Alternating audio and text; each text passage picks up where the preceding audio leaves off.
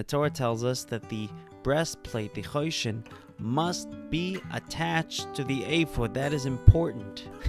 Why is it such a big deal? Why? Like, who cares? There's important things in this Bible. Love your fellow, be a moral person, don't steal, don't kill, honor your parents, and make sure the breastplate is attached to the apron. The truth is, there's a lesson here that is actually fundamental to what Jewish identity is about and how we approach Jewish strength, how we approach anti-Semitism, how we approach haters. What is our approach to haters? So the truth is, the Kohen Gadol, the high priest, is the man to look at because he represented this incredible divine connection with God, this divine strength. And this is actually reflected on his clothing. The choshen, the breastplate, that has on it the 12 stones, 12 shining stones representing the 12 tribes of Israel who each shine in their own way. He wears it on his heart. That is the emotional connection, the internal connection that the Jew has with God. It's my inner sense of I'm a Jew no matter what. Nothing can change that. It's my inner conviction. And the apron, the ephod, that's the external part of the Jew, the behavioral part of the Jew, the part of the Jew that everybody sees, the part that's shown on the outside.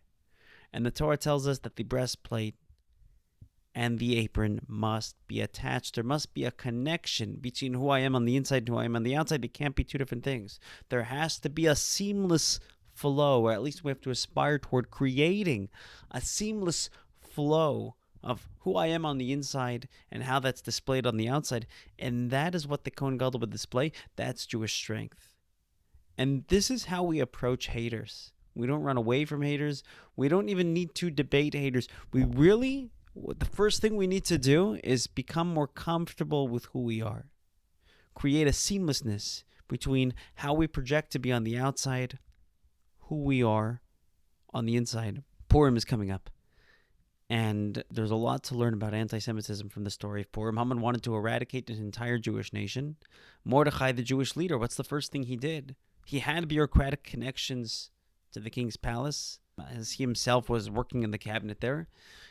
His niece, Esther, was the queen, but those were not his first steps of implementation. The first thing he employed was spiritual connection. He gathered thousands and thousands of Jewish children. He taught them Torah, and he strengthened their sense of inner Jewish identity so that there's this seamlessness of who we are on the inside and who we are on the outside, being comfortable with our Judaism, being comfortable in our own skin as Jews. In the 1920s, there was a teacher in the yeshiva, in the Lubavitch yeshiva, Reb Shlomo Chaim Kesselman, and he had a very difficult position because due to communism and the legalities of Jewish, or the lack of legalities of Jewish education, the yeshiva was constantly on the go and constantly moving.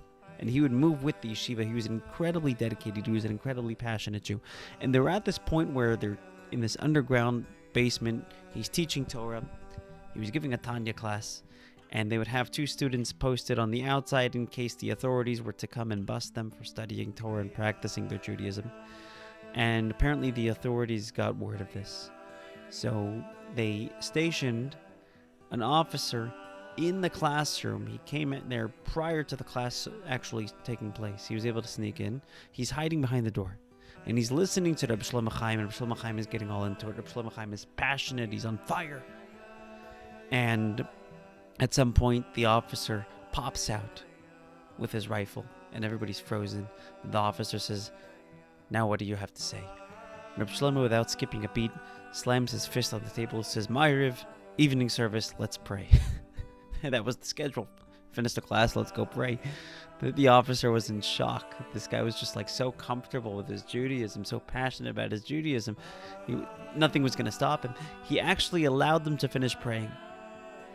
He then arrested Reb Shlomo Chaim Kesselman, and he ended up getting a citation, and he was required to do community service, street cleaning.